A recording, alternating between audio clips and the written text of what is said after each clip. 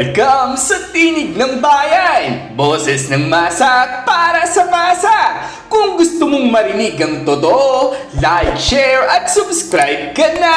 Magandang araw mga katinig ng bayan! Grabe raw to, mga katinig ko! Isang pasabog na pahayag mula kay Navotas Representative Toby Tiangco ang umalingaw-ngaw sa kamara. Hinamon niya ang mismong liderato ng House of Representatives. Oo, sina Speaker Martin Romualdez at Appropriations Committee Chair Zaldico na ilantad ang lahat ng amendments na ginawa ng Small Committee para sa 2025 National Budget. Sabi pa nga niya, to show good faith, the House leadership should ask ako Bicol Representative Zaldico, who was the chair of the Appropriations Committee at the time, to release the amendments made by the small committee for the 2025 budget.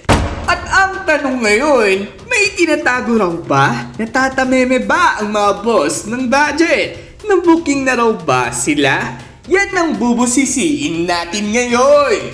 Mga katinig ko, para sa mga hindi pamilyar, ang Small Committee ay binubuo pagkatapos maipasa ang General Appropriations Bill sa second reading. Ang trabaho raw nila, sila ang magfa-finalize ng mga amendments nga raw sa budget bago ito itaas for third and final reading. Ang problema, hindi ito raw ba ito transparent o hindi lang sila naging transparent? Maraming hakbang ang hindi nakikita ng publiko. Walang televised debates. Walang line-by-line defense. Sabi nga ng ilan, kung may magic sa budget, dito raw yan nangyayari. At ngayon si Representative Toby Tiangco, isang veterano at dating mayor.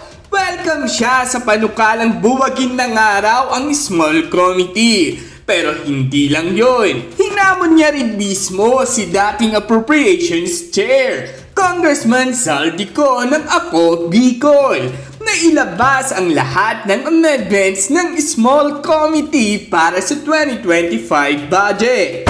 Oo, lahat, line by line, peso by peso. Sabi raw ni Tiangco, we cannot forward and simply forget the wrongdoings of the past. We have to uncover the sins of the 2025 budget. Mga katinig ko, anong ibig sabihin nun? May kasalanan raw? May tinago ba raw? Sino ba ang nasa likod ng small committee system?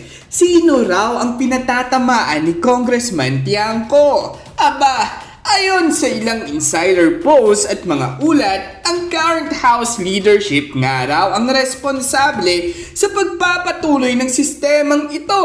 Speaker Martin Romualdez at Representative Zaldico na ngayon ay Appropriations Chair ATA. Pero ang tanong, bakit raw tila tahimik sila sa hamon ni Tiangco? May official statement ba? Press release? Sagot, tila wala pa ata. Kaya ang tanong ng netizens, natameme na ba? Nabooking na raw ba? Kasi kung wala kayong tinatago, hindi ba't mas maganda kung ilalantad nyo agad ang mga records? Maraming netizens ngayon ang nagsasabi na itong small committee daw na pinapanggit ay ano raw? Ito ba yung nagiging usap-usapan online at tinatawag nilang Third Congress? Mini Congress? Ganon? Na sila lang nakakaalam na mga galawan nila? Parang may sariling kongreso sa loob ng kongreso? Ganon ba yun? At sabi pa nga ni Congressman Tiangco, lokohan lang ito. Mga katinig ko, kung ganito raw ang nangyayari sa loob, paano na ang pera ng bayan? Ang 2025 budget ay umaabot sa trilyon-trilyon. Tapos ganito lang ba ang pag-edit? Behind closed doors? Transparency raw. Nasaan ka? So, ayan na nga.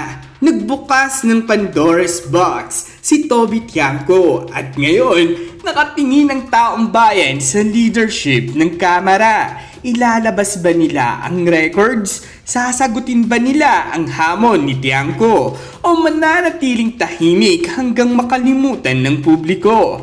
Kung totoong walang kasalanan, walang itinatago, ilabas ninyo ang amendments. Mga katinig ko, ang tanong ko sa inyo, sa tingin nyo ba, talagang panahon na raw ba para buwagin ang 3rd Congress? O may ganun ba talaga 3rd Congress na tinatawag? O small committee? O ano ba kasi yan? Ba't may ganyan? Comment down below, like and share kung nagustuhan nyo ang usapan natin ngayon. At huwag kalimutang mag-subscribe ha sa Tinig ng Bayan, kung saan ang boses mo ay mahalaga.